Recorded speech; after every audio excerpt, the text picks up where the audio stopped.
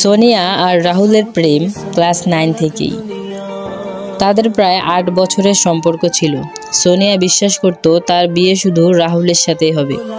কিন্তু একদিন সোনিয়ার বাবা মা হঠাৎ করেই তার বিয়ে ঠিক করে ফেললো রাসেল নামক এক ছেলের সাথে। তার বাবা মা বলল, আমরা রাসেলকে ঠিক করেছি তোর জন্য, ছেলেটা ভীষণই ভালো। সোনিয়া কাঁদলো, অনুরোধ করলো, কিন্তু তার কথা কেউ শুনলো না। শেষমেশ অশ্রু সজল চোখে তার বিয়ে হয়ে গেল রাসেলের সাথে।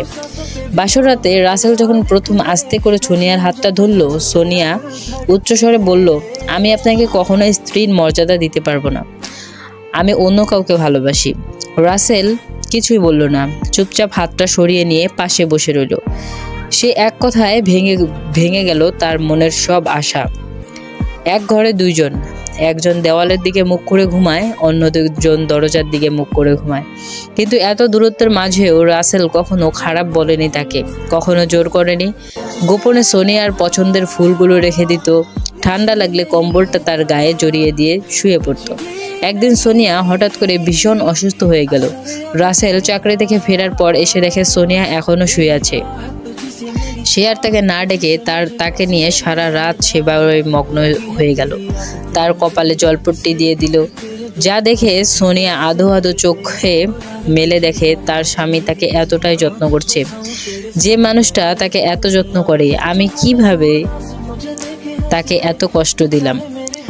দিন যেতে লাগলো, রাসেলের নীরব যত্ন সবকিছুতেই সোনিয়ার আগে ভাবা ধীরে ধীরে সোনিয়ার কঠিন মনটা গলতে শুরু করলো। একদিন ভোরে সে দেখলো রাসেল চুপচাপ তার দিকে তাকিয়ে হাসছে। সোনিয়ার বুকটা ধক করে উঠলো। সে আস্তে করে বলল, রাসেল, তুমি আমাকে এত ভালোবাসো? রাসেলের চোখটা ভিজে উঠলো। আমি প্রথম দিন থেকেই তোমাকে ভালোবাসি সোনিয়া, কিন্তু আমি জোর করে ভালোবাসা চাইনি। সোনিয়ার চোখে তখন অশ্রুর পর্দা এবং জল গড়িয়ে পড়তে লাগলো।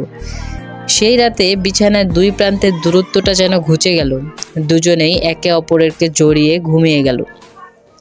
রাসেলের হাত ধরে সোনিয়া বলল, এই সংসার, এই তুমি, এটাই আমার সত্যিকারের ভালোবাসা। রাসেল মৃদু হাসলো, তাহলে চলো আজকে থেকে আমরা নতুন করে শুরু করি। এভাবেই অন্যের জন্য ভেঙে যাওয়া সোনিয়ার মন রাসেলের ভালোবাসা পেয়ে একটি সম্পূর্ণ মধুর শান্তির সংসারে পরিণত হয়ে গেল। হৃদয় সবসময় প্রথম ভালোবাসায় জেতে না, জিতে সেই মানুষ যে কখনো ভাঙতে দেয় না। তো ভিউয়ার্স, আজকের যদি গল্পটা ভালো লাগে অবশ্যই কমেন্টে জানাবেন। আর এরকম গল্প পেতে চাইলে চ্যানেলটিকে অবশ্যই সাবস্ক্রাইব করে রাখবেন।